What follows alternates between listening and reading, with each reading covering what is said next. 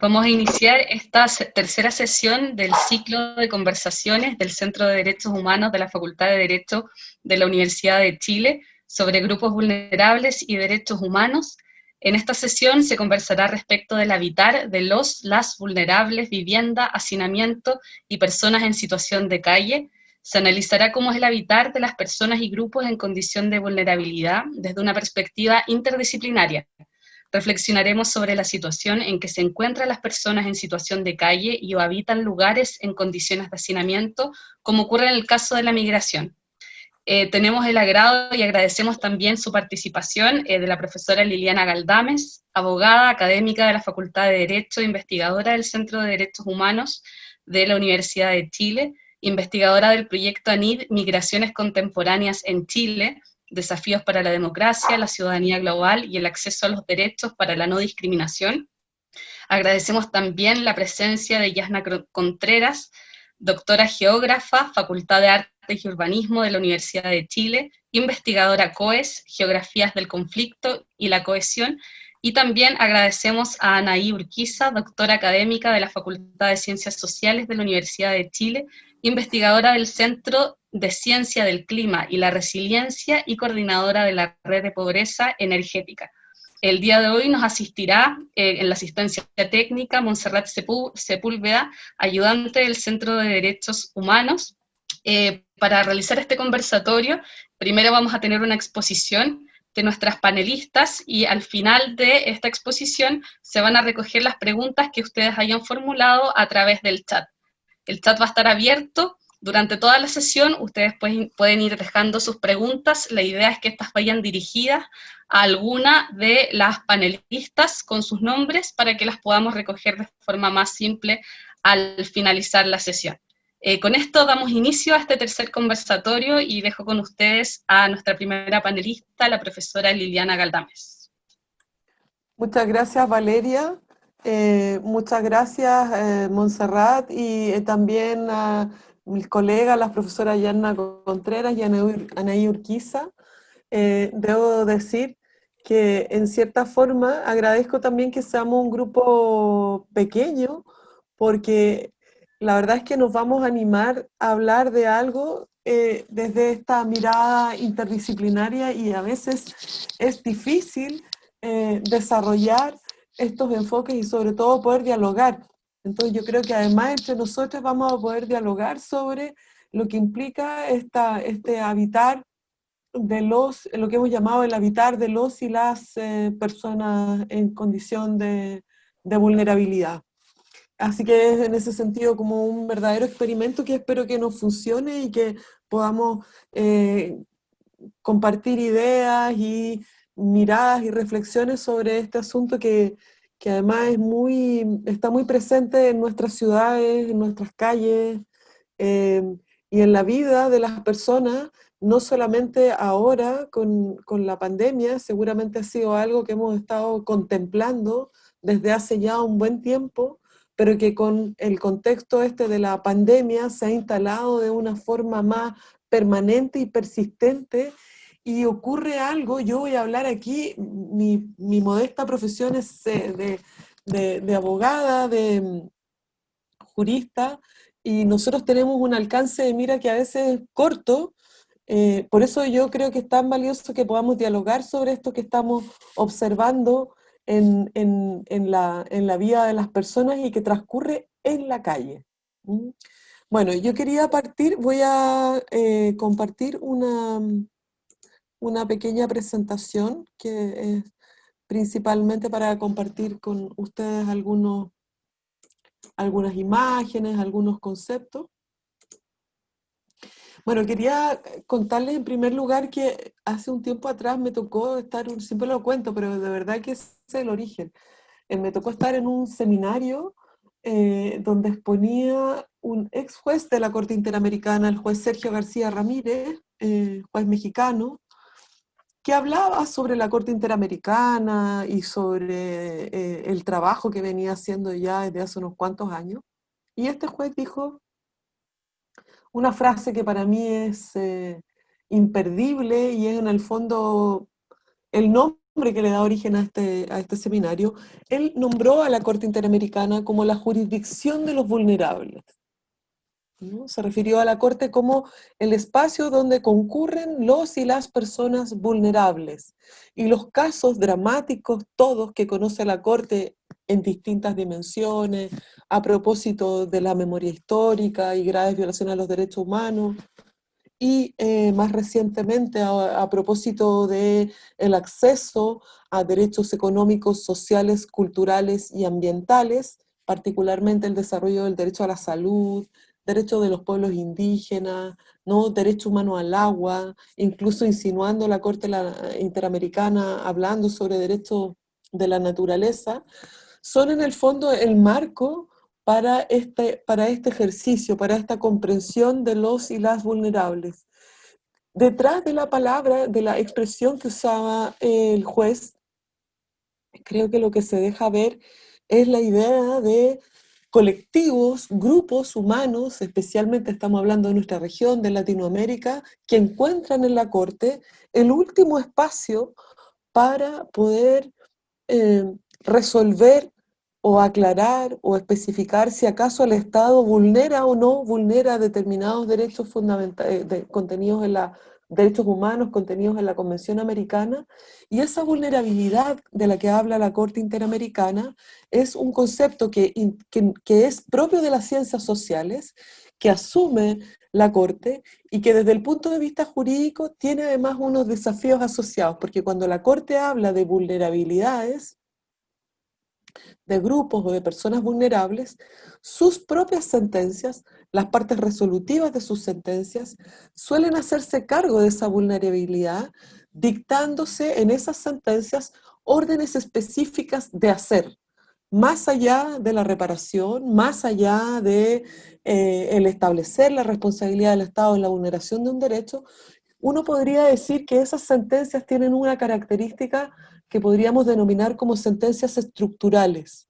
Sentencias estructurales en la medida en que la Corte, cuando constata la violación de un derecho a grupos o colectivos vulnerables, por ejemplo, pueblos indígenas, por ejemplo, mujeres, como por ejemplo, migrantes, la Corte va a dictar unas medidas distintas, especiales. Por ejemplo, capacitación para los funcionarios o funcionarias públicas, ¿no? Garantías de no repetición.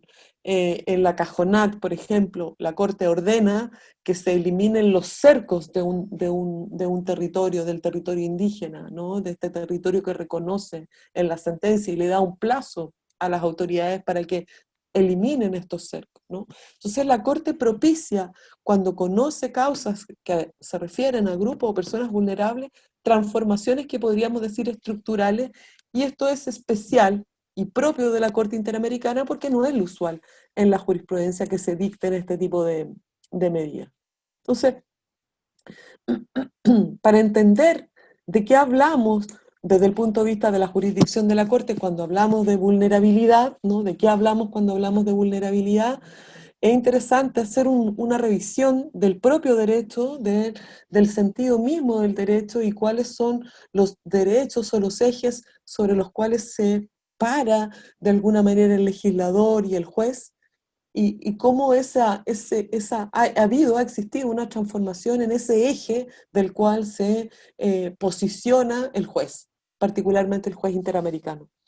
Entonces, Lorenzetti, por ejemplo, dice que durante el siglo XIX y el siglo XX, la primacía, el derecho central para los jueces fue, o el valor y derecho central en la jurisprudencia era el valor jurídico de la libertad, la protección de la libertad de las personas.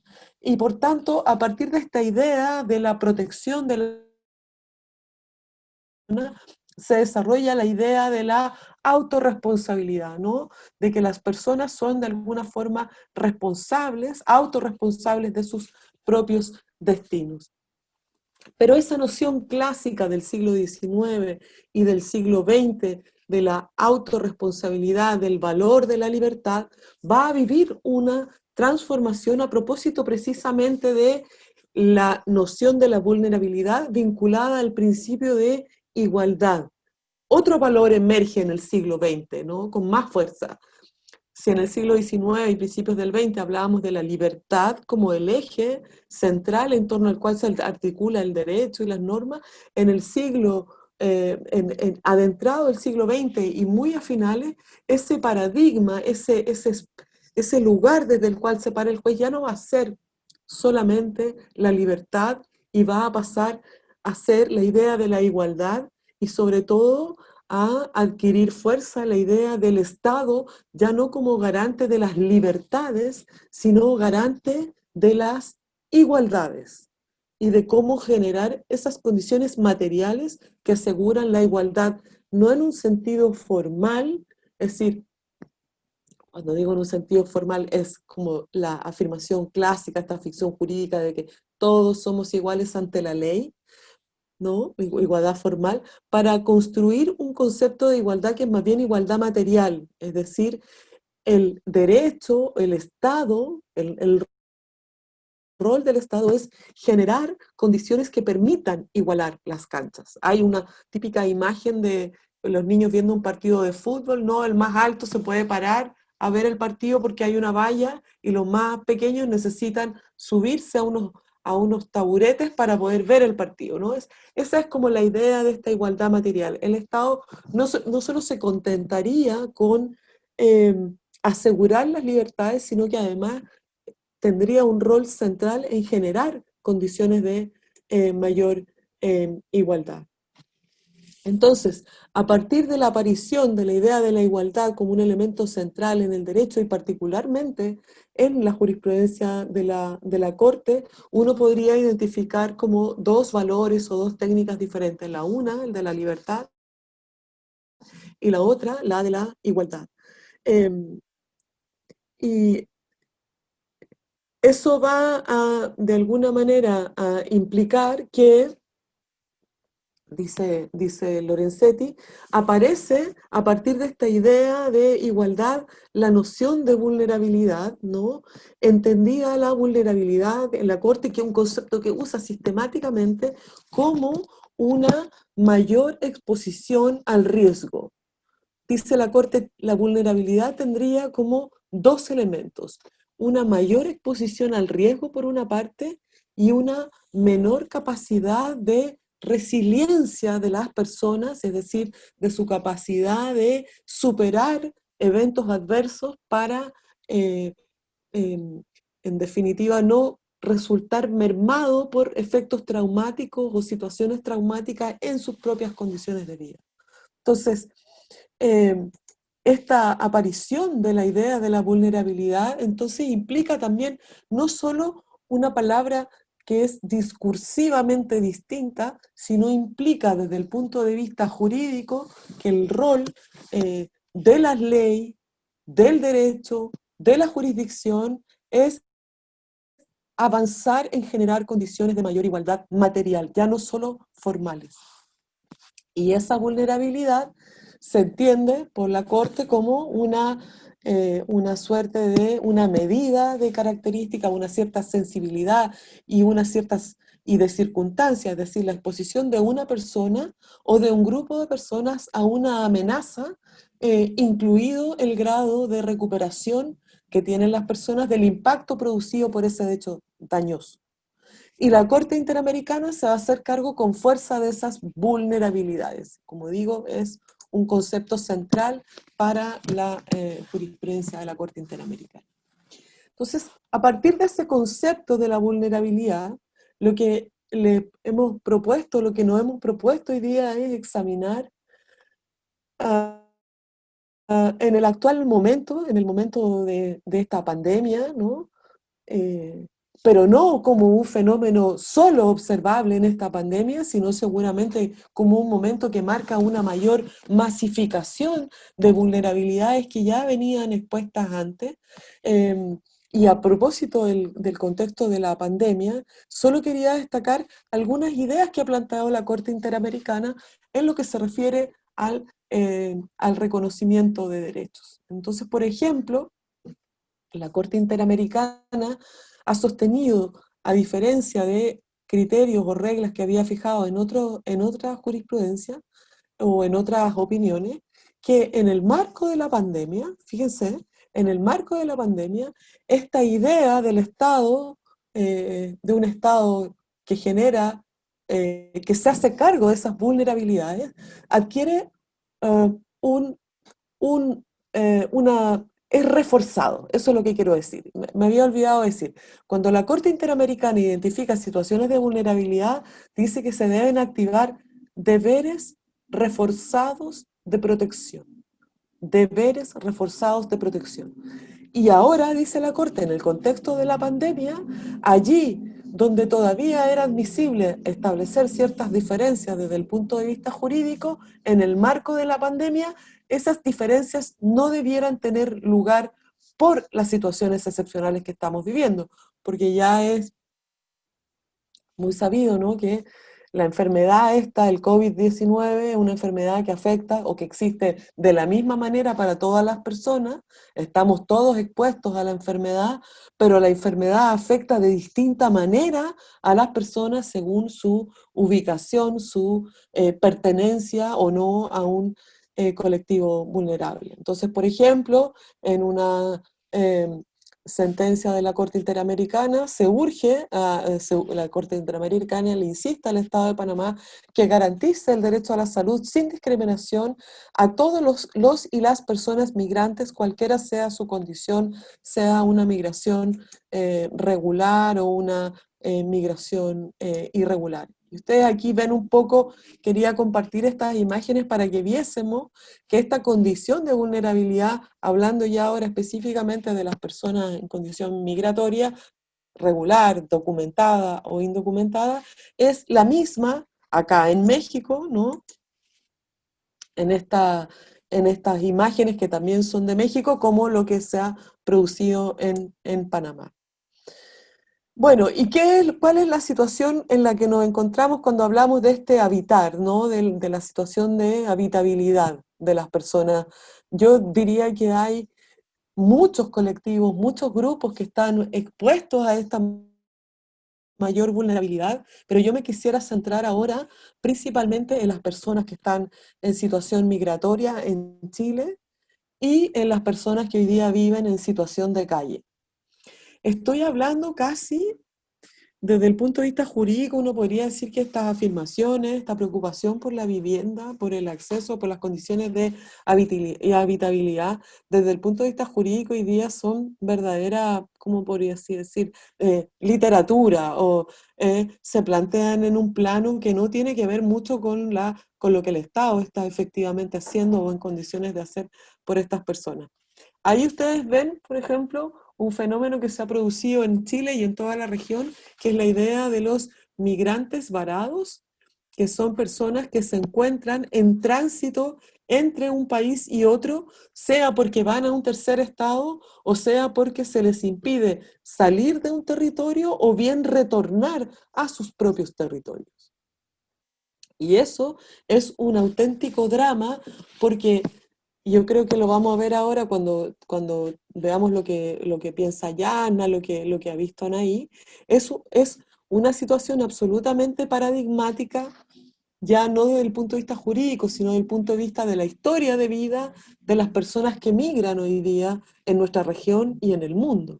Porque una persona que está en condición migratoria seguramente dejó malas condiciones de vida en el país de origen. Por algo las personas se desplazan de un lugar a otro buscando construir mejores proyectos de vida, ¿no?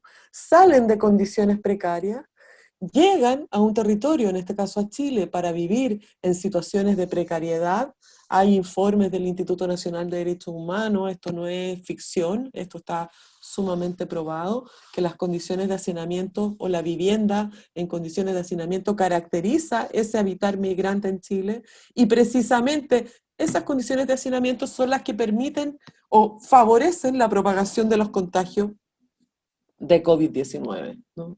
Entonces, personas que salen de sus territorios por malas condiciones de vida, que llegan en busca de mejores condiciones de vida, y muchas de ellas, después de un camino muchas veces largo y doloroso, se han encontrado en situaciones como las que ustedes ven ahí. Esto es en la frontera norte de Chile, en Chacayuta. Y se han presentado, por supuesto, en el ámbito internacional, la Corte ha dictado algunas decisiones, algunas opiniones sobre pidiendo esto, ¿no? Pidiendo la garantía de todos los derechos e incluso el acceso a estos beneficios sociales sin discriminación ni consideración a la nacionalidad de las personas, porque efectivamente la enfermedad no distingue y el hacinamiento es un peligro para todas las personas, sin distinción de nacionalidad ni menos de condición regulatoria. Una de las decisiones más interesantes que se han dictado en Chile, que no se refiere precisamente al hacinamiento ha sido un asunto poco estudiado por las jurisprudencias, como si el derecho todavía se mantuviese ajeno a esta cuestión, se refiere más bien a una norma, a una sentencia de una Corte de Apelaciones que después fue confirmada por la Corte Suprema, simplemente que se refiere a que la prohibición de retorno de 9 años a las personas migrantes que se acogen al retorno humanitario es contraria a derecho y por tanto que no cabría este compromiso de las personas de comprometerse a no volver a Chile por 9 años cuando son asistidos para retornar a sus países. Bueno, esto lo hemos visto mucho. Aquí hay imágenes de ciudadanas y ciudadanos migrantes varados, como ustedes ven, viviendo literalmente en la calle, eh, presionando de alguna manera, protestando frente a sus embajadas, consulados, etcétera, solicitando por una parte que sus propios estados les ayuden a retornar a sus lugares de origen y solicitando al Estado chileno o procurando sensibilizar al Estado chileno para que colabore de alguna manera en estos traslados.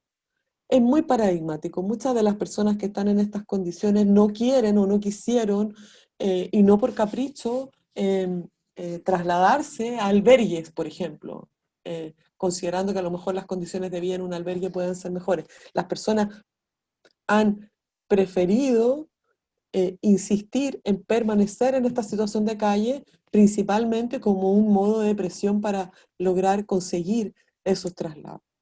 Ahí vemos también otra imagen, ¿no? De las carpas y las personas con todas sus pertenencias. Sobre todo yo creo que hay que llamar la atención de esta ruta migrante, ¿no? De dónde vienen, por lo que han pasado y lo que les han pasado y la situación por la que pasan ahora, porque muchos de los países, en el caso de Perú, por ejemplo, recomendó a sus ciudadanos a sus países de origen en el contexto de la pandemia. Por eso se habla de las personas varadas que están en una especie de limbo, ¿no? No son nacionales del estado donde se encuentran, pero tampoco pueden retornar, lo cual es contrario a la Convención de Trabajadores Migrantes y sus familias, que siempre reconoce el derecho de las personas a retornar a su país de origen. Otras imágenes, pueden ver ustedes ahí improvisadas las carpas que se han instalado como un modo de presión. Hay ahí, desde luego, un conjunto desde el punto de vista jurídico, desde un conjunto de vulnerabilidades, múltiples vulnerabilidades, pero si ustedes se fijan, la respuesta es muy marginal, la respuesta jurídica es casi inexistente. Estas son imágenes de personas que están hoy día en Chile en situación de calle. Es un hecho que ha aumentado, uno basta salir en la zona del centro de Santiago, como han proliferado la condición en situación de calle de las personas, incluso muchas de ellas, aquí vemos una persona mayor que también podríamos considerar como un colectivo vulnerable, ¿no? Viviendo en portales, en la calle. Esta imagen, esta me parece que es el bandejón central, ¿no? Me parece que es de la Alameda. Esto ocurre en el centro de Santiago. Cada vez más personas viviendo en esta situación de calle. Y bueno, y aquí, bueno, el informe nacional un informe del Instituto Nacional de Derechos Humanos de 2017, además, por ejemplo, evidencia que estos problemas de hacinamiento se producen con más intensidad en las familias que están en condición migratoria.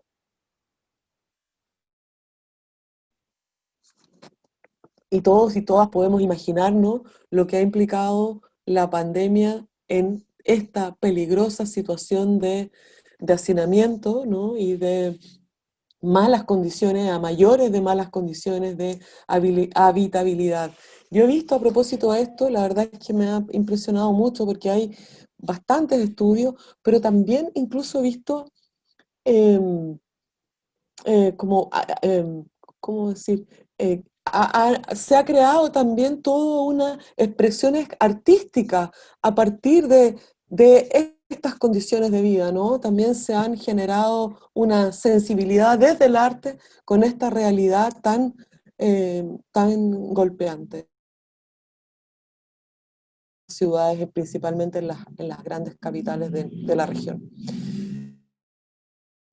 Y bueno, frente a estas vulnerabilidades, insisto, la Corte Interamericana, el sistema interamericano y distintos informes eh, se han pronunciado siempre en la idea de avanzar en poner énfasis, en garantizar de manera oportuna y apropiada los derechos a la vida y a la salud de todas las personas bajo la jurisdicción del Estado sin ninguna discriminación alguna, incluyendo a los adultos mayores, las personas migrantes, refugiadas y apátridas y los miembros de las comunidades indígenas. Es decir, desde el punto de vista, ¿no?, del derecho internacional de los derechos humanos, la respuesta de la región, la respuesta de los órganos internacionales de derechos humanos ha sido haciéndose cargo de esa idea de vulnerabilidad, de introducir estos deberes reforzados de protección. No obstante, en la práctica, estos deberes de reforzados de protección no han estado, creo yo, en la centralidad de las políticas públicas, particularmente cuando hablamos de las personas en situación de calle y particularmente cuando hablamos de las personas migrantes. Es como si la situación de calle o el vivir en situación de calle, cualquiera sea el grupo al que las personas pertenezcan, pase a ser algo del cotidiano, algo del paisaje que define a las nuevas, a la ciudad post pandemia o a la ciudad con pandemia, ¿no? Hay una cierta tolerancia de esta nueva o más em, visible nuevo repoblamiento de las ciudades sin que exista todavía, veo yo, políticas públicas claras que se hagan cargo de esto. Y bueno, solamente y para concluir con una reflexión que incluso se escapa estrictamente de un análisis jurídico, es muy paradigmático, tanto en el caso de la migración como en el caso de las personas en situación de calle, cómo se expresa esa vulnerabilidad en un sentido tan esencial. No existe espacio entre esta vulnerabilidad teórica y el habitar. El habitar es vulnerable por definición, ¿no? No hay un tránsito, no existe un matiz entre el ser vulnerable y el habitar vulnerable.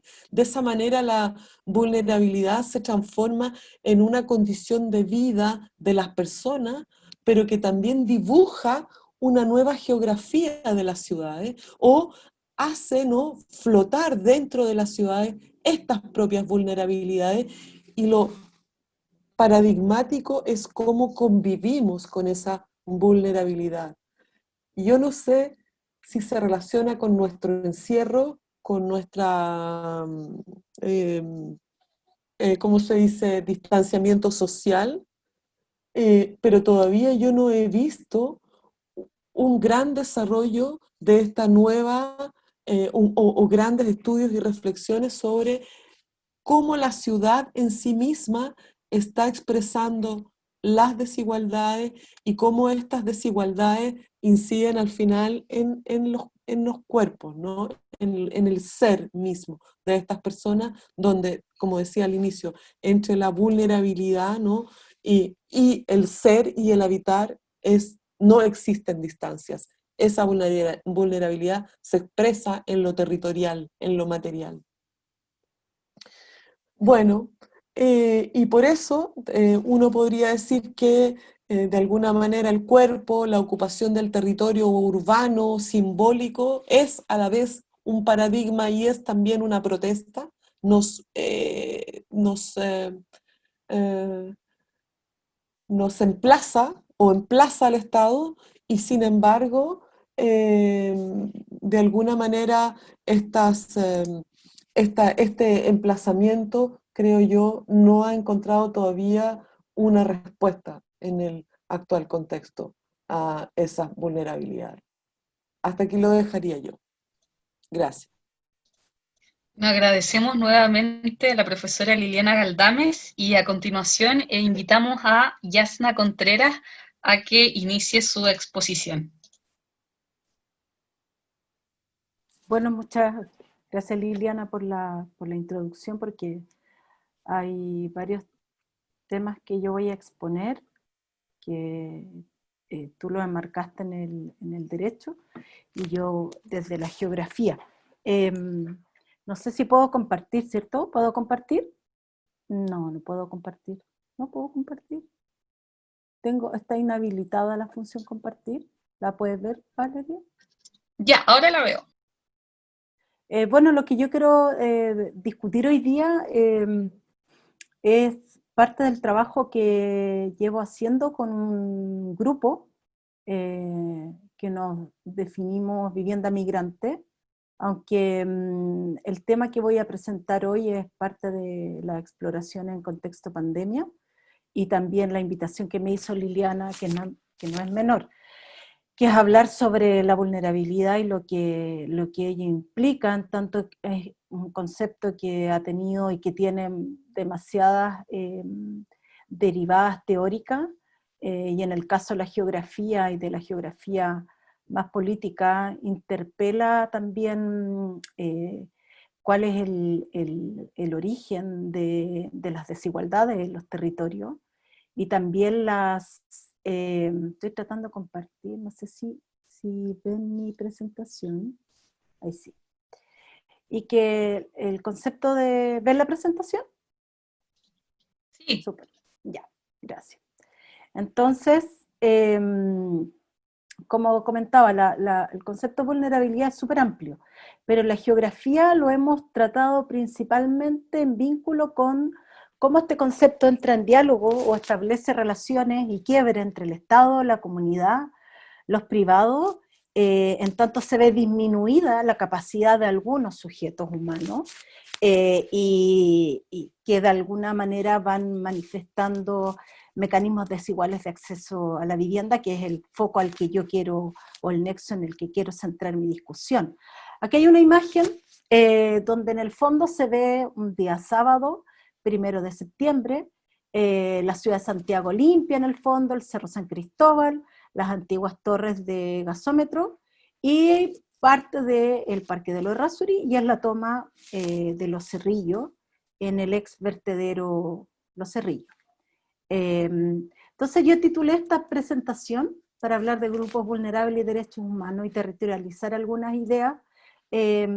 Titulé esta presentación Llegaron para quedarse, capturando amnesias urbanas, y bueno, me focalizo en un trabajo que es muy exploratorio, donde tengo muchas dudas, no tanto conceptuales, sino más bien dudas éticas y políticas de cómo como académica y mujer puedo participar de apoyo a las comunidades, que es lo que necesitan, y cómo volver a algo que dijo Liliana, cómo el derecho internacional, como la Constitución o como una nueva Constitución en Chile, debiese asumir que la vivienda, el acceso a la vivienda es un derecho humano per se. Entonces titulé en tres como partes la presentación, y me estoy tomando el tiempo para no restarle a Anaí, después generar algún debate. Primero, bueno, ¿desde dónde entiendo la vulnerabilidad? ¿Cierto? Que tiende a ser más un concepto medio normativo en su vínculo con quienes pueden tener acceso a la vivienda y al suelo en determinados territorios de Chile. Ahora voy a hablar de la ex toma Lo Errázuriz, un territorio que todavía no tiene nombre, pero podría ser Antofagasta, Calama, San Pedro y todos los otros territorios en los que como vivienda migrante hemos trabajado, yo en los fondos. Sí. La segunda parte, Llegaron para quedarse, y ahí me anclo un poco en el concepto de justicia socioambiental y ya van a ver por qué. Y el tercero es que es un desafío para todos los que estamos acá. ¿Qué hacemos? porque todos los que estamos acá creo que tenemos alguna grado de responsabilidad. Bueno, la primera parte del contexto del acceso a la vivienda. Primero, nosotros hemos visto en el último tiempo cómo se ha ido acelerando la vulnerabilidad en el contexto pandemia, pero mucho antes de la pandemia, es decir, el estallido social marcó un hito en exacerbar ciertas necesidades de las comunidades en Chile que sentían o que ven limitado su acceso a la vivienda. Y el 29 de julio de este año, de alguna manera, estos sujetos vulnerables, especialmente inmigrantes, racializados, hombres, mujeres, familias que provienen en su mayoría de Haití, pero también hay muchas familias peruanas, muchas familias chilenas, caigo ahí un poco en el nacionalismo, se toman un terreno olvidado, un sitio, uno de los sitios eriazos más grandes de Chile, que es el ex vertedero Los Errázuriz, que se cierra en plena democracia, en 1995, se aperturó en dictadura, pero se cierra en democracia, era un vertedero, ya no un relleno sanitario. Y vinculado a eso, como un acto que es una toma que aspira a consolidar ciudad, a producir ciudad, evidencia la concepción también heteronormativa de la vulnerabilidad, en términos de que desde la vulnerabilidad o a partir de la vulnerabilidad, los discursos políticos empiezan a decir quiénes pueden o no tener acceso a la vivienda, qué significa una vivienda digna, qué significa una vivienda adecuada, ¿ya? Y tercero, desde el concepto de la vulnerabilidad y a partir del caso que yo presento, cómo nosotros podemos observar la acumulación de problemas socioambientales territorializados en un espacio, que es la imagen que muestro ahora, que está sacada. Acuérdense que este territorio está en lo que es hoy día la comuna de Los Cerrillos, y que, como bien tiene su nombre, son puros cerrillos que han sido transformados por distintos agentes. Y ellos son otros agentes que están produciendo, entonces, territorio, y que están aspirando a un lugar en la ciudad, y que no se tomaron cualquier parte de la ciudad. Entonces yo quiero analizar, y es parte de un artículo, la toma, ex vertedero Los Errázuriz, que todavía no tiene nombre, porque las familias no le han puesto nombre, y construyo este relato desde entrevista en profundidad que he ido realizando los últimos días. Y analizo esta toma como materialización de nuevas formas de autoconstrucción y consolidación de habitares dignos para familias que no encontraron respuestas habitacionales y que muchos de ellos y de ellas no estaban esperando una respuesta del Estado racista chileno, porque sabía que no la iban a encontrar. Entonces ven este terreno como una oportunidad de acceso a la vivienda, pero también como una oportunidad de construir territorio muy como lo que yo observé y lo que trabajé cuando fui ayudante, por ejemplo, de Francisco Sabatini, en tomas como Santiago, Los Nogales. No es la misma toma, no son las mismas acciones que nosotros hemos observado en el norte, dependiendo del lugar que analicemos. Aquí está la territorialización de un lugar vulnerable, de un territorio vulnerable, pero que a su vez es una oportunidad territorial, valga la redundancia. Vemos aquí el terreno en color amarillo, es el terreno que está en disputa, que es parte de la cual se tomaron estas aproximadas 1.500 familias, y efectivamente se toman un territorio que en la década de los 90 fue ampliamente debatido cuando la Intendencia, en pleno retorno a la democracia, se preguntaba dónde podemos localizar los NIMBY, no en mi patio trasero, es decir, rellenos sanitarios que la ciudad necesitaba, pero que ningún municipio quería acoger. Y a su vez, porque muchos ex vertederos, algunos legales y otros ilegales, como Cerros de Renca, Los Errázuriz se estaban cerrando y con ello existían propuestas de planes de cierre y planes de mitigación que en algunos casos hemos tenido que esperar más de 20 años para que se materialice una parte del parque Los Errázuriz vinculado hoy día a la extensión de la línea del metro, ¿ya? Y en ese terreno amarillo llegan el 29 de julio 15 familias de distintas partes de Santiago, familias de Maipú, familias de Cerrillo, familias de Estación Central y de Santiago principalmente, que de alguna manera nos dejan entrever la actitud punitiva que hemos tenido, en tanto nos hemos olvidado de casi 30 a 27 hectáreas en la ciudad, hectáreas que tienen ciertas condiciones ambientales bien particulares, pero que de alguna manera están en el centro de la ciudad. Entonces, a través de este pequeño video que les muestro, Quiero que ustedes miren desde 1999. Aquí está el Zanjón de la Guada, está la autopista El Sol, está la avenida Salvador, ahí donde están los cerrillos. Vayan observando cómo tuvimos amnesia urbana. Entonces, lo paso muy rápido, miren la amnesia urbana, vayan observando aquí en este triángulo, aquí donde tengo la manito, está la zona de ocupación de casi 3.000 familias, el número es discutible para variar en Chile. Aquí en este otro punto está la maestranza de la línea 6 del metro, es decir, estamos en un territorio de amnesia urbana, pero que tiene atributos de localización no casuales y que son necesarios, es decir, estamos frente a familias que están conscientes del territorio al que llegaron a habitar y al que desean transformar, ¿ya? Aquí les voy a pedir solo un poco de paciencia para ver cómo regreso al PowerPoint.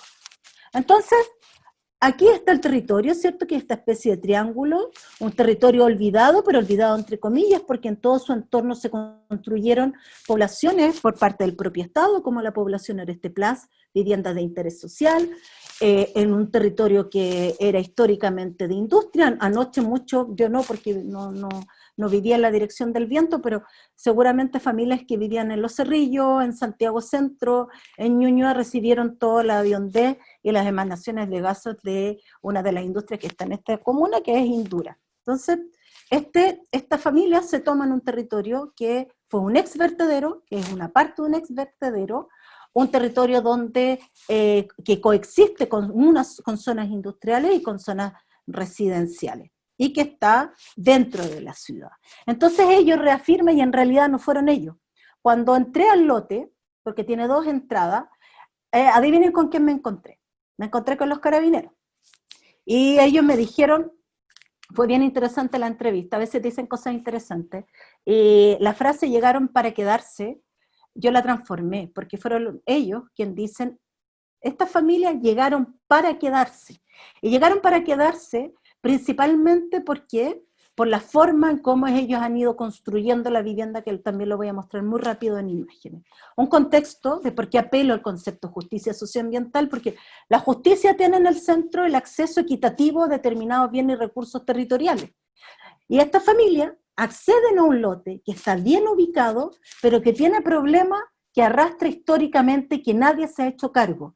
De acuerdo al Plan Regulador Metropolitano de Santiago, es decir, la norma, este lugar, todo lo que está, esta franja plomita, es una zona de riesgo de origen natural, de derrumbe y de asentamiento del suelo.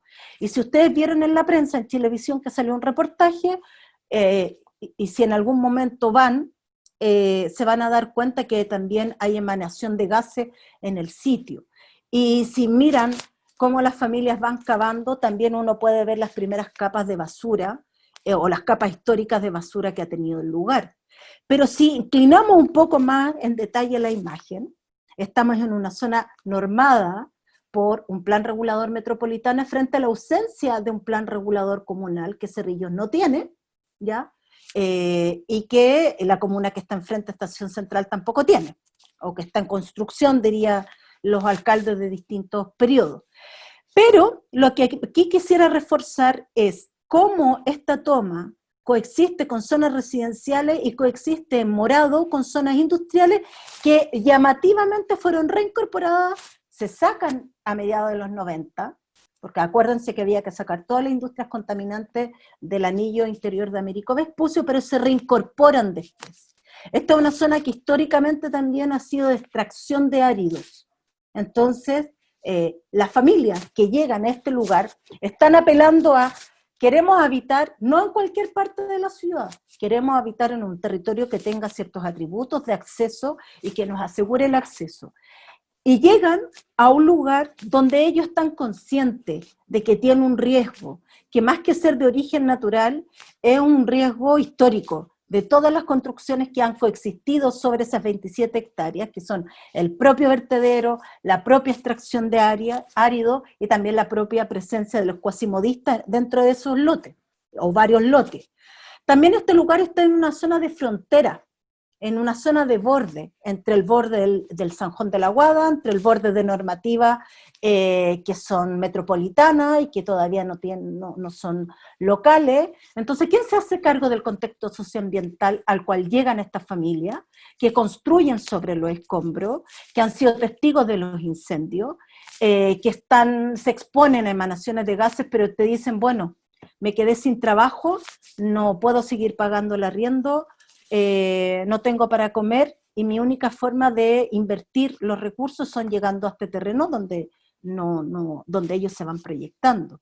Y además que ellos son conscientes de que los que habitan al lado fueron otros migrantes internos con características socioeconómicas bastante similares, ¿ya? Y obviamente llegan a lugares que tienen contradicciones normativas, que hay una expresión, a mi juicio, que pone en tensión desde dónde se construye el recurso de la vulnerabilidad y por qué el Estado chileno hasta hoy, incluso con la propuesta de ley migratoria, y no incluye el derecho a la vivienda como un derecho fundamental, siendo que todos tenemos derecho a vivir en un ambiente que sea libre, que sea digno, pero una dignidad acorde a los principios y a la ética de cada ser humano, o al consenso entre los colectivos. Y aquí las familias han consensuado.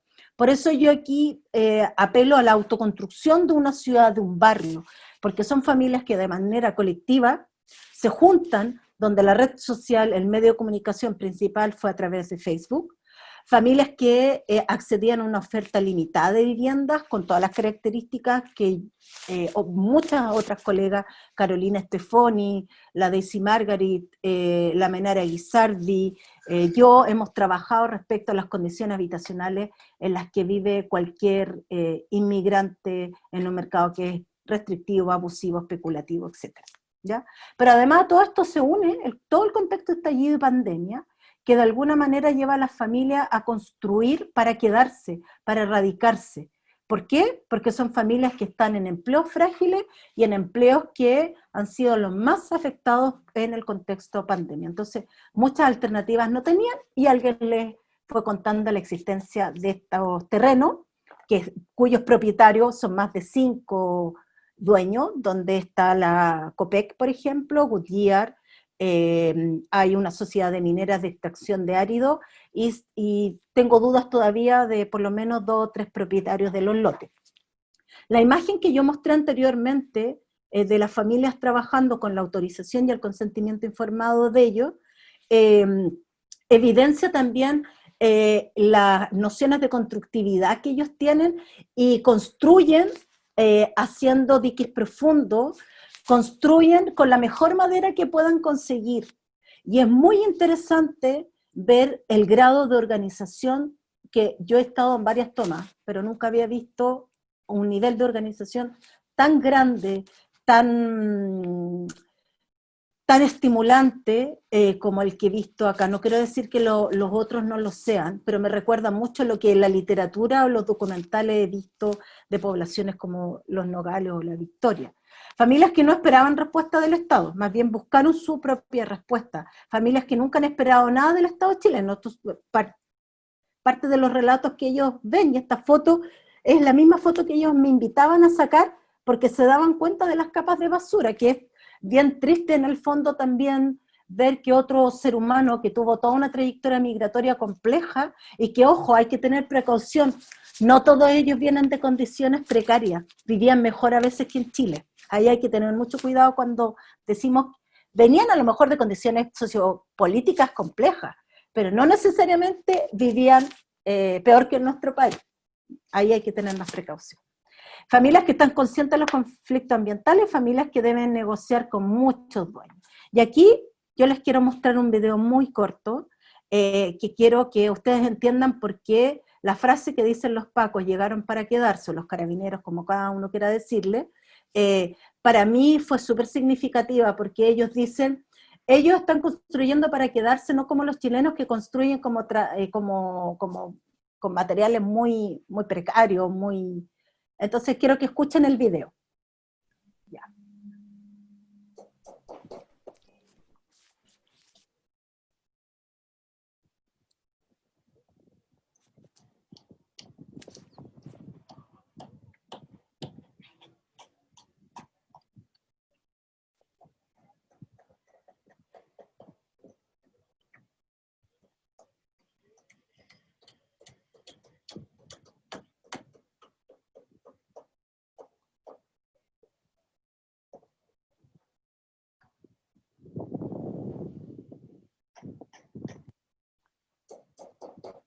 Bueno, con el video lo que yo quería mostrar es que ellos están haciendo justicia de lo que significa para ellos habitar dignamente y acceder a una vivienda que de alguna manera también les permita poder escaparse de la tuburización, del hacinamiento, de los riesgos que tiene incluso el COVID y también de la dificultad en tantos sujetos vulnerables también económicamente. Muy rápido, un vecino chileno me dijo que había un terreno y que viniera. Me vine para acá, no tengo trabajo, y miren lo que dice en rojo: mi amigo no me cobraría.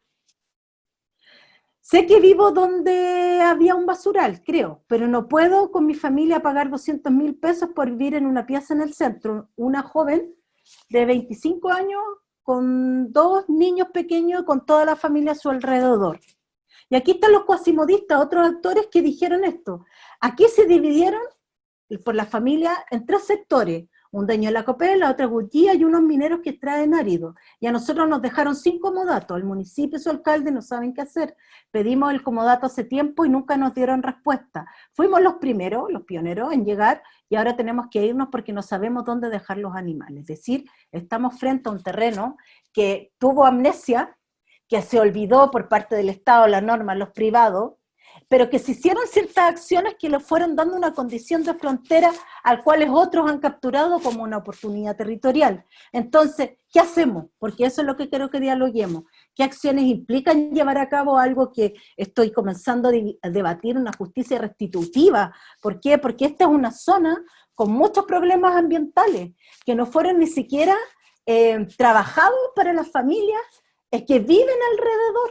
Ni siquiera con una parte del Parque Los Errázuriz que se hace en Estación Central se piensa en las condiciones ambientales en las que viven las familias que llegaron mucho antes de estas familias que se tomaron el ex vertedero. Entonces, ¿qué necesitamos, creo yo, y al menos lo que yo estoy comprometida y Vivienda Migrante igual, a trabajar con ellos para definir bien sus calles, a ver cómo mitigamos los riesgos, apoyarlos en la organización, e identificar los dueños y no negar los riesgos, porque los riesgos existen? Sería súper irresponsable que yo dijera que además de ser sujetos vulnerables en múltiples dimensiones, no están coexistiendo con el riesgo. No lo puedo negar, pero sí creo que tenemos un rol significativo en ver cómo los abordamos y cómo les apoyamos. Muchas gracias. Bueno, vamos a agradecer nuevamente la exposición de la profesora Yasna Contreras, y a continuación va a hacer su presentación la profesora Anaí Urquiza. Muchas gracias por la invitación. De verdad me parece que es un tremendo tema y me encantaría poder tener mucho más tiempo para poder dialogar. Lamentablemente tengo que hacer clase a las 7, o sea, la verdad era a las 6:30, la corrí a las 7, así que voy a tener que presentar e irme, y quizás después, si es que me hacen llegar las preguntas, si no alcanzo a responder, bueno, veo la forma de acercarme, y me habría encantado también tener un diálogo con Yasna y Liliana. Me parecieron tremendamente interesantes las presentaciones. Perfecto. Ahí ven mi pantalla, ¿no? ¿Sí? Sí. Súper. Y entonces lo que yo les quiero comentar es, a partir de las investigaciones que hemos estado realizando en los últimos años, cómo vinculamos conceptos como pobreza energética y pobreza hídrica al problema de los derechos humanos, ¿no? Y estos desafíos de desigualdad, estos grandes desafíos de desigualdad que tenemos en nuestro país. Entonces, lo primero es el contexto donde situamos esta reflexión, que tiene que ver con un siglo XXI que está sufriendo grandes transformaciones, y que sabemos que esas transformaciones van a aumentar y van a ser más rápidas en los próximos años, en las próximas décadas, donde el efecto del cambio climático tiene múltiples consecuencias, entre ellas la migración masiva, migración directamente relacionada con problemas climáticos, y otras con problemas geopolíticos que están vinculados a efectos climáticos, como es, por ejemplo, la migración siria, ¿no? Y en ese contexto, esta nueva condición, ¿no?, de inestabilidad, uno podría decir, a nivel mundial, que tiene una dimensión global, pero también una dimensión local muy fuerte debido a los eventos extremos inundaciones, sequías que hacen que ciertos territorios que en algún momento eran habitables ya no son habitables, y otros que tienen que ver con condiciones climáticas distintas, ¿no? Cambian los patrones de precipitaciones, cambian los patrones de temperatura, y en ese contexto cambian las condiciones de vida, y la habitabilidad para las personas que viven en los lugares se transforma y hace una mayor presión sobre esas capacidades de transformarnos para poder adaptarnos al nuevo contexto climático. Sin duda, qué herramientas tenemos para poder enfrentar estas nuevas condiciones tiene que ver directamente con los recursos que tenemos de manera individual, de manera familiar, pero en gran medida también con los recursos que existen y las condiciones que existen en los territorios.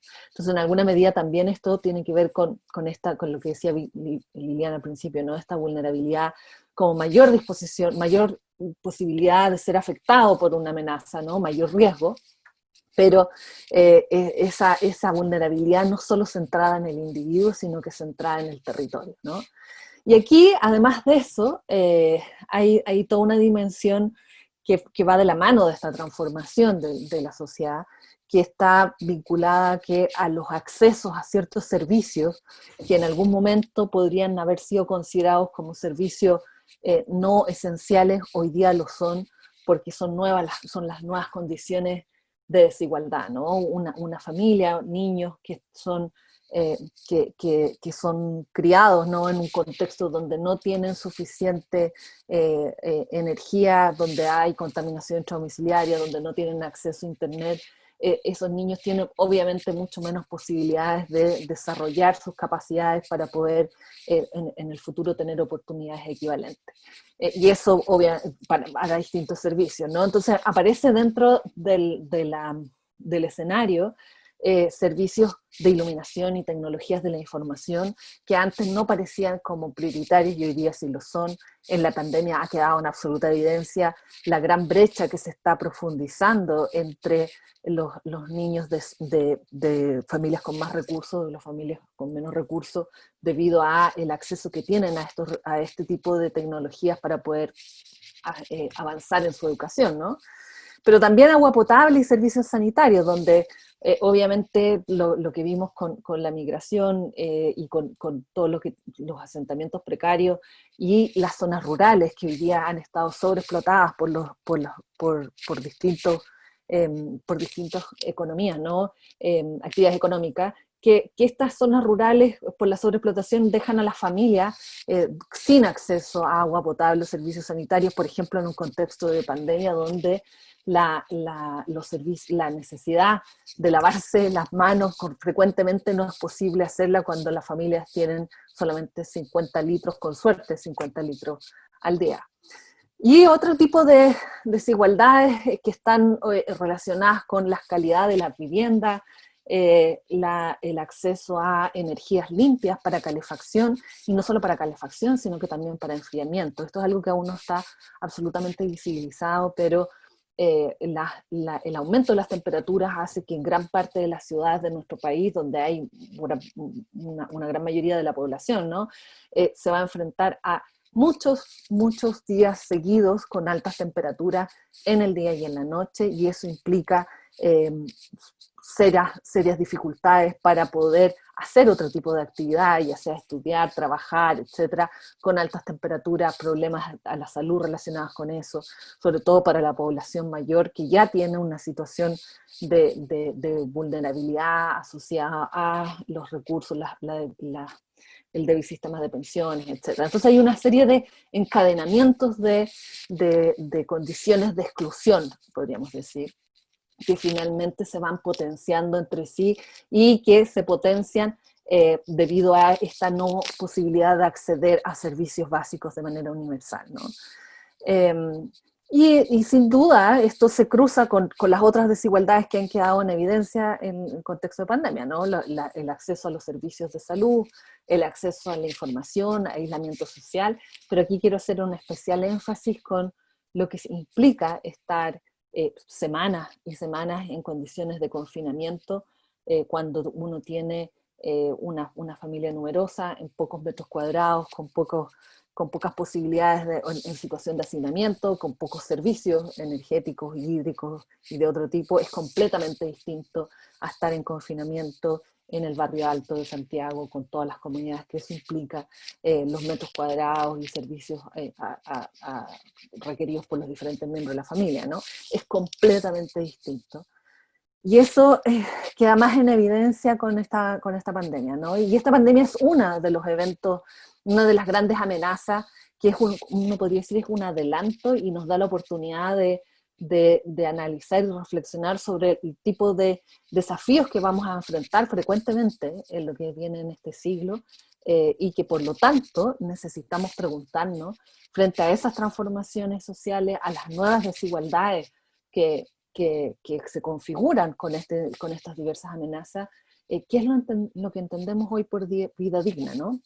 Liliana hablaba al principio sobre la dignidad y cómo el derecho a la dignidad, los derechos humanos están vinculados estrechamente con el que somos iguales, y por lo tanto todos debiéramos tener la posibilidad de tener una vida digna. Pero también cambia lo que entendemos por vida digna, y cambia lo que entendemos por vida digna porque elementos que antes no eran una condición de desigualdad, hoy día sí lo son. O sea, a principios de los 90 no tener acceso a Internet no generaba ningún tipo de brecha en la educación, ¿no? Hoy día sí genera una brecha que es tremendamente importante. Entonces el mundo va cambiando y lo que entendemos por dignidad está muy relacionado con los servicios que se prestan o sea, los servicios a los que acceden las familias en sus diferentes hogares. Y aquí quiero hacer una vinculación con el concepto de hogar, ¿no? Hogar, yo soy antropóloga, no puedo evitar siempre irme como a esta noción como de los orígenes que tenemos, y cuando hablamos de hogar, el hogar viene de hoguera, ¿no? Del núcleo familiar reunido en torno al fuego que genera protección y condiciones habilitantes en un momento específico, ¿no? El fuego permite cocinar alimentos, permite iluminar en la oscuridad, permite calefaccionar en el frío. En el fondo el hogar entrega protección y condiciones habilitantes para poder existir en un contexto específico. Y obviamente ese hogar cambia completamente la vida en las cavernas, no solo con el fuego, a la vida moderna y cuáles son las exigencias que tenemos y las necesidades que tenemos que cubrir para lograr esa inclusión social. Entonces, por un lado está todo lo que tiene que ver con el acceso y calidad a la vivienda, que en gran medida también lo estuvo viendo Yana, ¿no? Pero donde la vivienda no es solamente las cuatro paredes, sino que también cuál es la calidad que tiene. O sea, hoy día con las condiciones climáticas que tenemos y sobre todo cuando pensamos en la exposición a contaminación atmosférica de gran parte de nuestra población debido al uso de leña, tiene que ver con que las viviendas de nuestro país son de muy mala calidad desde el punto de vista de aislamiento térmico. Y eso genera que el requerimiento energético sea muy alto, la gente necesita usar mucha leña para poder calefaccionarse y eso los expone a condiciones de contaminación atmosférica muy graves.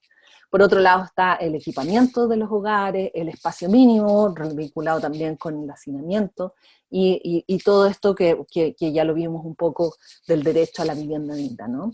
Pero además nosotros miramos un poco más con un filtro un poco más específico, ¿no? Dentro ya de este derecho a la vivienda, nos preguntamos cómo aseguramos los servicios hídricos y energéticos que permitan asegurar la sobrevivencia.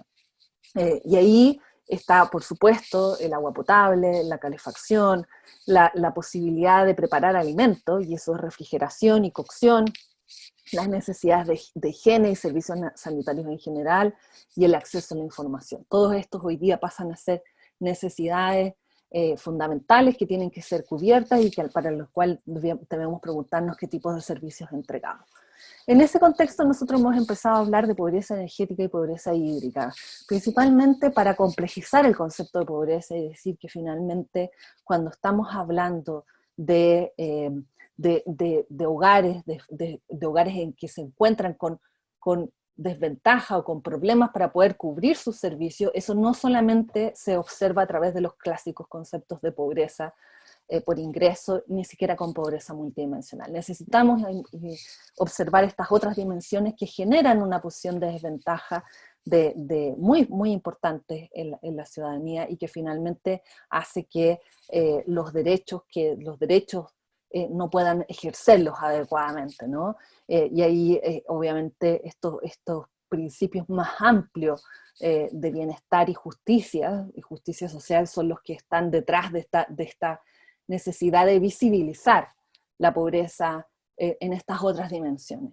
Y además, por otra parte, necesitamos poner sobre la mesa el concepto de sostenibilidad o sustentabilidad, o hay muchas versiones que uno puede plantear ahí, ¿no? Pero que tiene que ver con cómo lo hacemos para que al mismo tiempo seamos capaces de cubrir las necesidades de la población hoy día sin comprometer, o sea, a esta altura ni siquiera sin comprometer, sino que dejando alguna posibilidad a las generaciones futuras, ¿no? Y ahí también hay un derecho de las generaciones futuras que se empieza a poner sobre la mesa, ¿ya?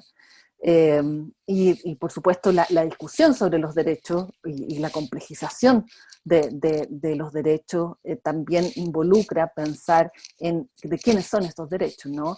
Por un lado, de quiénes son, de la universalidad de los derechos, el asumir que somos parte de un mundo globalizado, ¿no? Pero que también necesitamos diferenciar y considerar la pertinencia territorial de cuáles son los servicios que son más adecuados en los diferentes contextos.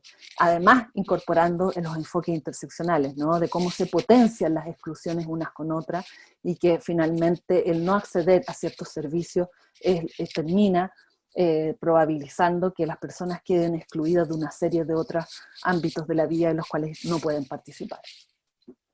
Y aquí brevemente, solamente para mencionarlo, ¿no? Cuando hablamos de pobreza hídrica y pobreza energética, cuando hablamos de pobreza hídrica, hablamos de cerca de 500.000 familias que hoy día están siendo abastecidas con camiones aljibe. Y no solamente en la zona centro-norte, sino que estamos hablando hasta Chiloé. Hay familias que tienen que ser abastecidas con camiones aljibe, porque, y aquí está la mala noticia, ¿no? Cuando uno dice, veíamos en las manifestaciones sociales, en el contexto del estallido social, que se decía, no es sequía, es saqueo, que es una frase muy interesante, ¿no? El problema es que son las dos cosas, es sequía y es saqueo. O sea, estamos frente a una sequía que ya lleva más de 10 años, que está instalada y que aparentemente no se va a ir. Es la nueva condición climática que necesita que definamos de una manera distinta cómo consumimos los recursos hídricos y cómo sostenemos los ecosistemas, pero además de eso está claramente profundizado y en gran medida provocado por una sobreexplotación de los recursos hídricos que está en directa relación con cómo aseguramos los derechos, ¿no? Los derechos de las personas. No puede, es tremendamente frustrante para gran parte de las familias que viven en Petorca, por ejemplo, el estar siendo abastecidos con camiones aljibes mientras al lado de ellos hay grandes plantaciones de paltos de exportación que tienen acceso a agua mientras ellas no lo tienen, ¿no? Ese tipo de desigualdades y de injusticias sociales son las que están detrás de esta discusión sobre los derechos, por ejemplo, el derecho al agua. En el caso de la energía es aún más invisibilizado, ¿no? Nosotros llevamos algunos años trabajando con pobreza energética precisamente para mostrar esta dimensión que hoy día, hasta hace poco no estaba sobre la mesa. Y es que en gran parte de la población de nuestro país no tiene acceso a sistemas de agua caliente sanitaria, lo que tiene una serie de consecuencias para el bienestar, la calidad de vida y también para la salud de la población. Por otro lado, la gente, más del 20% de las personas asume e identifica que pasan frío dentro de sus propios hogares, y lo que eso también tiene una serie de consecuencias. Más del 60% de las viviendas en Chile son de mala calidad térmica, y por lo tanto no funcionan adecuadamente ni para controlar el frío ni para controlar el calor, y lo que se relaciona directamente con los serios problemas de contaminación atmosférica que tenemos. Y además de eso, podemos decir que más del 30% de la población en zonas urbanas no tiene acceso equitativo a servicios energéticos de calidad. ¿Por qué? Porque o gasta demasiado de su presupuesto, o sea, un porcentaje muy alto de su presupuesto lo tiene que destinar a los servicios energéticos, o por el contrario, debe sacrificar los servicios energéticos para poder cubrir otro tipo de de necesidades. Y esto solamente es para contextualizar que finalmente, además de estas condiciones de pobreza energética y pobreza hídrica que uno las puede establecer a nivel del hogar, ¿no? Y de las familias, de cuáles son las posibilidades que tienen para cubrir esos servicios energéticos y servicios hídricos, hay una cuestión territorial que es crucial. Y esto no podemos dejar de pensar que vivimos en un mundo que está enfrentado cada vez a más amenazas socionaturales, ¿no? Que tienen que ver con estos fenómenos extremos, climáticos y de y de otro tipo también, que finalmente terminan afectando cómo se satisfacen las necesidades de la población. Y en alguna medida se afecta directamente a partir de, por ejemplo, una inundación o de una ventisca puede interrumpir el suministro de ciertos servicios energéticos que puede dejar a personas electrodependientes sin acceso a electricidad, por ejemplo, y eso puede implicar la muerte o una serie de complicaciones por el no acceder a servicios energéticos, pero también las amenazas afectan a los ecosistemas, o sea, la escasez hídrica, por ejemplo, afecta a los ecosistemas y esos ecosistemas afectan los sistemas de distribución y de generación de los servicios, ¿no? Entonces hay un encadenamiento que hoy día estamos recién empezando a vislumbrar y que no están aún sobre la mesa, y lo que implica asumir de que es muy probable que no solamente no tengamos, o sea, no es solo el problema de las brechas que hay hoy día en acceso a estos servicios hídricos y energéticos, que es solamente lo que estamos tomando, pero hay muchos más, sino que además de eso, considerando las condiciones que tienen nuestros territorios y tanto la institucionalidad como la disponibilidad de infraestructura y tecnología que tenemos, nos da a pensar de que no tenemos la posibilidad de lograr seguridad hídrica y energética en el tiempo, ¿no? No solamente la brecha de hoy, sino que qué es lo que pasa con la capacidad de los territorios para garantizar estos accesos equitativos en calidad y cantidad a los servicios, que además puedan enfrentar las múltiples amenazas. O sea, debemos repensar cómo entregamos esos servicios y cuál es el acceso que se da. Y de esta manera, especialmente orientado a las necesidades domiciliarias de la población para proteger los hogares y estas condiciones de vida digna, donde los territorios debiesen estar en condiciones de garantizar, ¿no?, estos servicios, considerando los diferentes escenarios. Y esto solamente se los dejo como para mostrarles cuál es el tipo de discusión que nos lleva a esto, que son discusiones bastante técnicas, pero que pasan a ser muy importantes, incluso cuando uno está frente a un proceso constituyente, ¿no? Finalmente los derechos que se establecen están vinculados a ciertos umbrales de tolerancia, ¿no? ¿Cuánto es lo que estamos dispuestos a aceptar de capacidad de los hogares para poder cubrir sus propias necesidades? ¿Cuánto es lo que estamos dispuestos a aceptar que el Estado no cubra, por ejemplo, o que tolere de que cierta cantidad de población no tenga acceso a la vivienda, o no tenga acceso a energía, o no tenga acceso a agua? ¿Cuáles son esos umbrales de tolerancia que vamos a tener? Están muy relacionados con cuáles son las nociones que tenemos de dignidad, ¿no?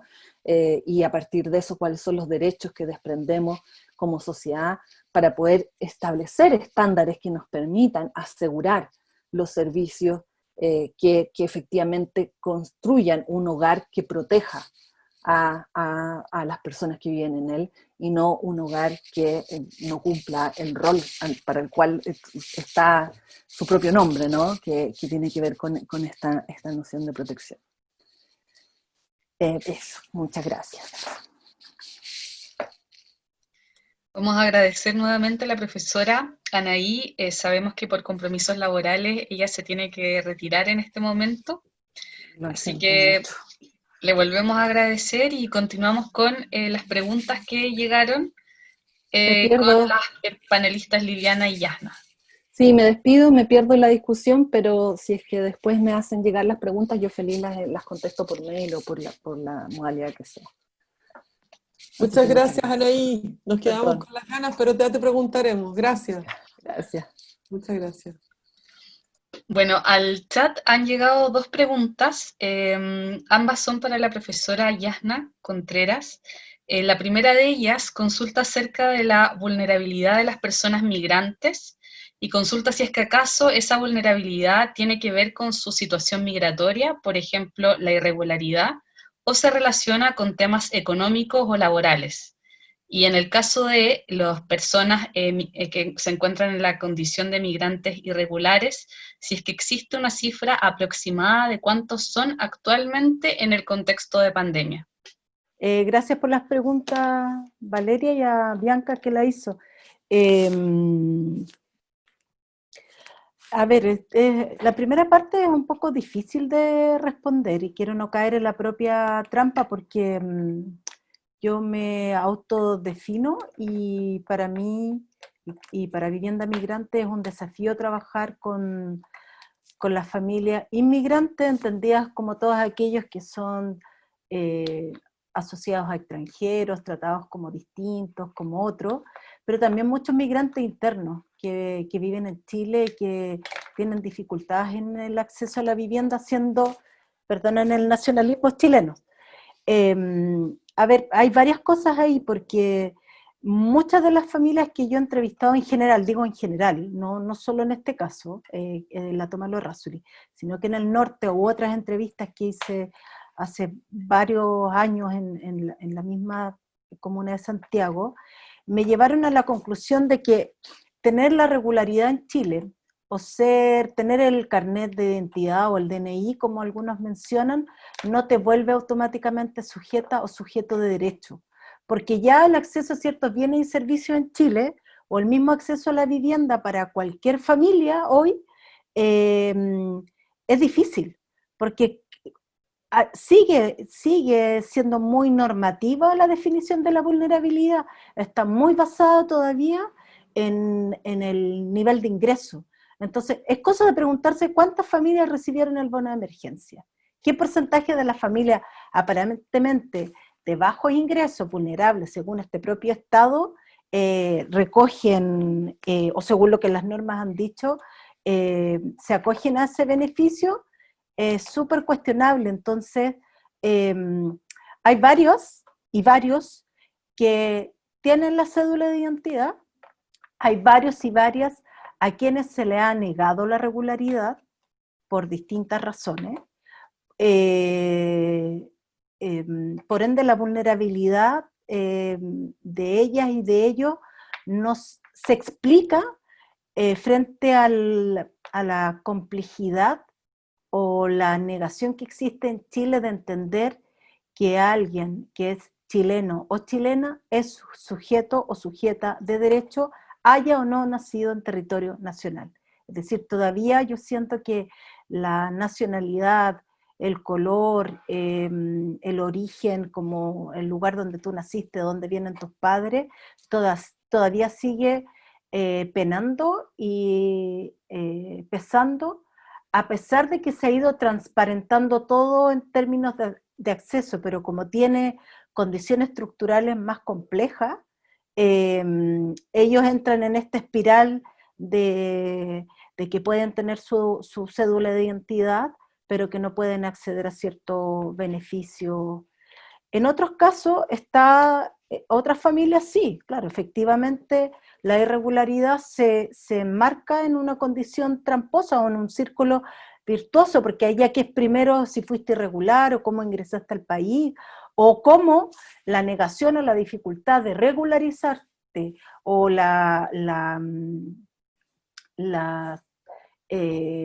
los planes estos como de retorno o que determinadas nacionalidades tienen que retornar a sus países, dificulta o ralentiza que tú puedas volverte regular. Entonces, si te vuelves tardíamente o tienes que esperar mucho tiempo para tener tu regularidad, te cuesta encontrar un trabajo, te insertas en una economía laboral que es informal, tienen menos derechos, tienen más miedo. Entonces pueden haber como varias vertientes. Lo que quiero poner como énfasis es que la nacionalidad no es necesariamente garante de derechos. Y ahí tal vez Liliana lo puede ahondar mucho más en los proyectos en el que ella está y también en tanto abogada. Y la segunda pregunta, no, yo no podría decir cuántos migrantes irregulares existen, y la verdad, si ya las cifras de migrantes oficiales entre los datos que tiene el censo y los datos que tiene el Departamento de Extranjería son bastante dispares. Yo me imagino que más difícil aún sería tener esa cifra. Y si existiera esa cifra, también puede ser riesgosa, porque, vuelvo a insistir, hay entrevistadas y entrevistados a quienes nosotros les hemos seguido como la trayectoria y que ya las conocemos hace muchos años. Estoy hablando de personas que yo conozco hace 8 años y no le han dado la regularidad y no logran entender por qué, y su respuesta es porque soy negra, porque soy colombiana, porque vengo del Cauca, porque vengo del Chocó, o porque soy estereotipado, asimilada. Parte un poco de los discursos y escritos que ha hecho la misma María Emilia Tillú, donde pueden leerla a ella, donde desde la lógica racista hay una negación a muchos hombres, mujeres, a la regularidad. Entonces también el migrante irregular podría ser puesto en cuestión. ¿Cómo se define en Chile un migrante irregular? Si en algunos casos hay personas que han solicitado asilo, refugio, y no se lo han dado, se lo han negado por diversas causas. No sé si le respondo a Bianca, pero la vulnerabilidad va más allá de la situación migratoria. Hay casos, sí, de familias que desde que salieron tuvieron una situación de salida compleja, pero mucho más complejo que el tener un carnet de identidad. No da garantías de muchas cosas, al menos en Chile. Bueno, otra pregunta que llega al chat y que la realiza Francisca Vergara, dice relación con si es que existen formas de regularizar las condiciones habitacionales de las tomas de terreno, o si podrían ir de un día a otro y sacar a las personas que viven ahí. Ya, bueno, los desalojos, o sea, ¿para qué hablar del norte? En Alto Hospicio, donde hemos trabajado, en Antofagasta, nosotros tuvimos la oportunidad de ser testigos, participar y apoyar a familias inmigrantes de algunos campamentos del norte que fueron elegidos para un tribunal internacional de desalojo, que fue el año pasado.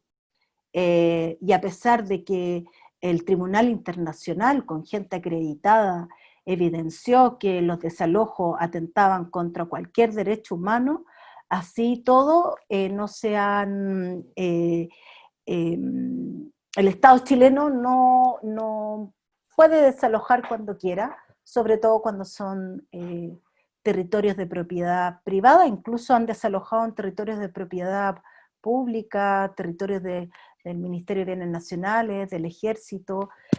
El Estado puede desalojar cuando quiera, cuando es una, y ahí Liliana tal vez podría enriquecerlo, tal vez nutrirlo, decir, o corregirme, pero cuando se ocupa una propiedad que es privada, se puede desalojar. Otra pregunta es muy distinta, es cómo de alguna forma regularizamos las tomas de terreno. Ahí tenemos que tener también cierta, y ahí a mí siempre ese tema de regularizar me complica, porque los resultados que al menos desde el plan de superación de campamentos que se tomó como en la gran apuesta en Antofagasta, redundó en que a través de la regularización de algunos campamentos, de algunas tomas, se empezó a hacer un control social. Por eso yo hablaba de la vulnerabilidad como una trampa normativa, donde a partir de ella, y desde una definición que da el Estado de quién es sujeta o sujeto vulnerable, tú puedes controlar quiénes pueden tener derecho a ser erradicados hacia otro lugar.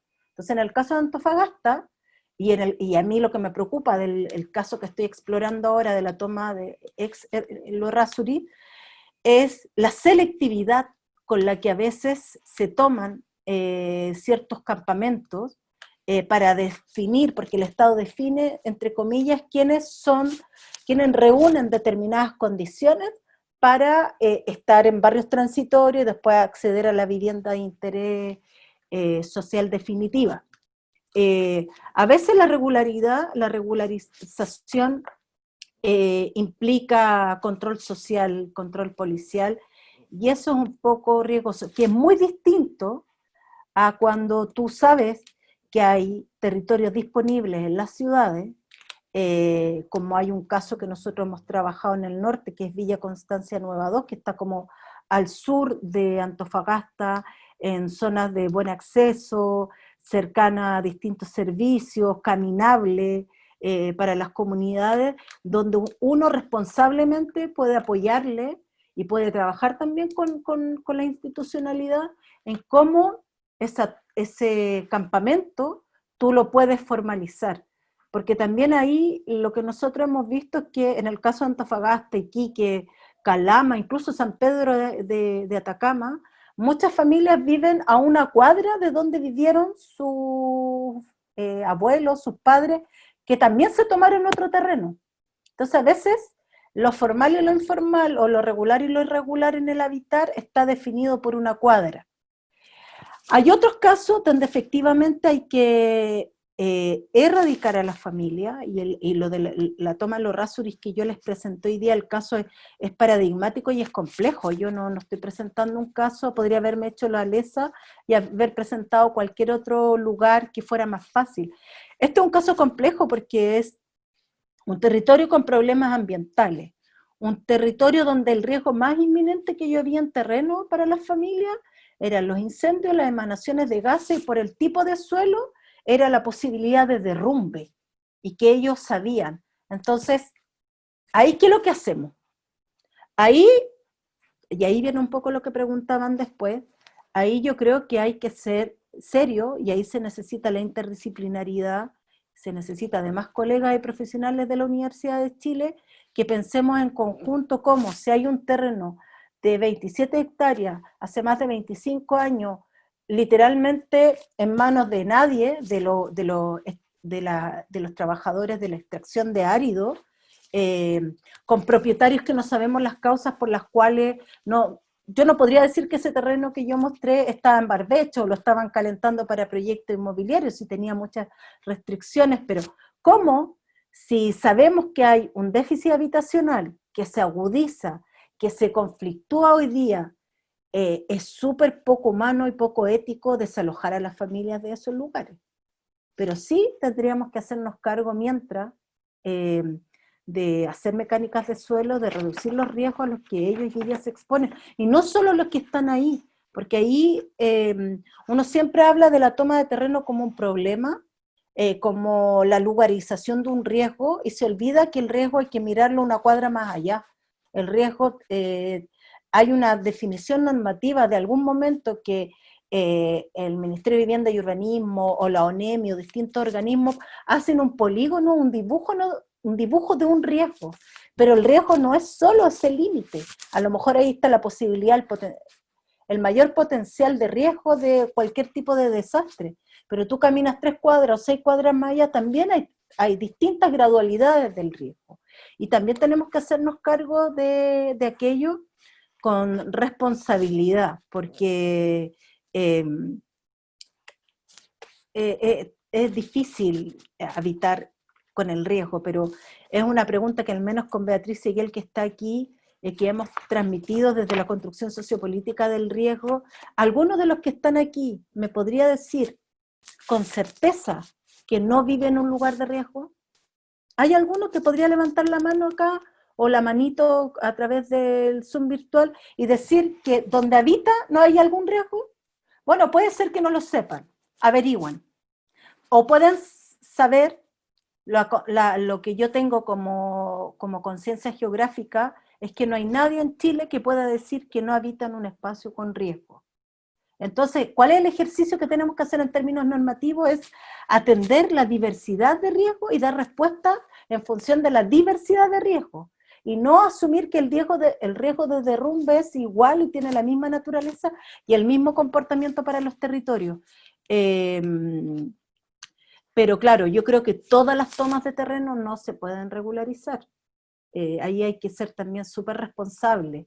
Y sí, súper responsable en qué es lo que se puede regularizar, cuáles son las inversiones que hay en cada lugar, tener presente también lo que dicen las comunidades, porque para algunos, y con Camila que está por ahí, con Josefa, Sangüesa lo hemos debatido varias veces, las familias han hecho harto hincapié, con la Francisca Sáez también, que no sé si está aquí, pero las familias han hecho harto hincapié entre una toma y un campamento. Para muchas una toma es la pionerización, la apertura de un territorio, y el campamento es cuando ya tú estás echando raíces, cuando de alguna manera quieres formalizar algo, pero efectivamente no todo se puede formalizar, hay que también, ahí yo quiero ser cauta en el rol social que tenemos nosotros de ir también dando algunas directrices.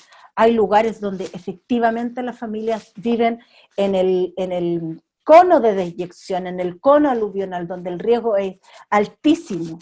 Es como que vivieran en la punta del lugar donde mayor riesgo puede tener.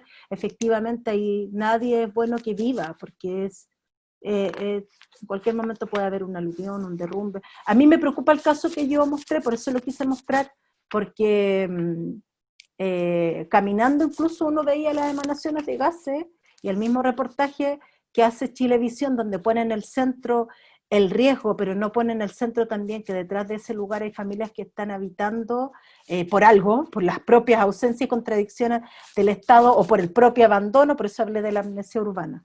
Bueno, llegó otra pregunta al chat. Es la última que vamos a hacer, quedaron varias pendientes, pero en honor al tiempo, vamos a cerrar con esta pregunta, y está dirigida a la profesora Liliana Galdames.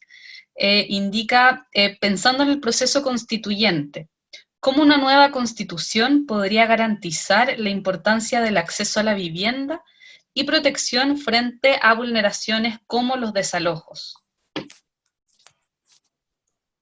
Muchas gracias, estaba muy entretenida escuchando a Yasna, porque como entre nosotros nos hablamos tanto de derecho, que es un gusto escuchar.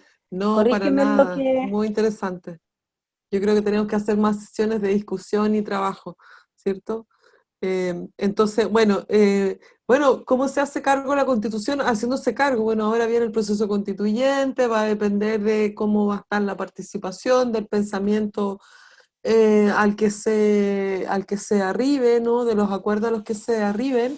Y yo creo que ahí hay dos definiciones que van a depender de ese proceso constituyente. La una es incluir el derecho a la vivienda como un derecho fundamental, o a una vivienda mínima, o a condiciones de vida dignas, materiales, por ejemplo, podría ser en las distintas fórmulas, y eso implicaría o haría más intensa el deber del Estado de asegurar ese acceso a la vivienda. Esto no es simple, es complejo. El derecho a la vivienda en general no es un derecho que se asegure de manera tan frecuente en el derecho comparado. Sí lo está haciendo la vía por vía jurisprudencial, pero es desde luego un derecho fundamental muy importante, parte de los DESCA. Y la otra definición que es estratégica es cómo se va a abordar la migración dentro de la Constitución, derechos de acceso en la lógica un poco de lo que plantea la Corte Interamericana, es decir, hay un núcleo esencial, básico, que debería asegurarse a todas las personas que habitan el territorio, sin distinción ni origen ni de nacionalidad. Eso se va a extender a todos los derechos, solo algunos, para personas documentadas, indocumentadas. Ese es un debate bien complejo que viene ahora, y para el cual además debo decir que no existen muchas respuestas. Esta constitución que vamos a tener ahora, esperamos, esta constitución viene también, va a traer muchos desafíos, porque están ocurriendo muchas cosas en el mundo, lo decía muy bien la Anaí, hay pandemia, hay crisis climática de distinta naturaleza, y esta constitución, bueno, y la crisis ambiental, y las crisis que vienen asociadas a la movilidad humana. Entonces es una constitución que enfrenta fenómenos que otras constituciones en el pasado no abordaron. Entonces hay poco donde mirar, pocos referentes para construir esas respuestas. Va a depender un poco de la sensibilidad que tengan estas personas, pero desde luego el piso mínimo va a ser la Convención de Trabajadores Migrantes y sus familias, y los derechos elementales que se reconocen en esa convención. Va a depender de esas sensibilidades. Es un gran tema. Bueno, vamos a finalizar la sesión de hoy agradeciendo a todos los y las participantes y también a las panelistas. Los dejamos invitados para continuar este ciclo de conversaciones del Centro de Derechos Humanos que continúa el próximo miércoles a través de las redes sociales, Facebook e Instagram. Va a estar nuevamente el link para inscripción y que tengan una buena tarde.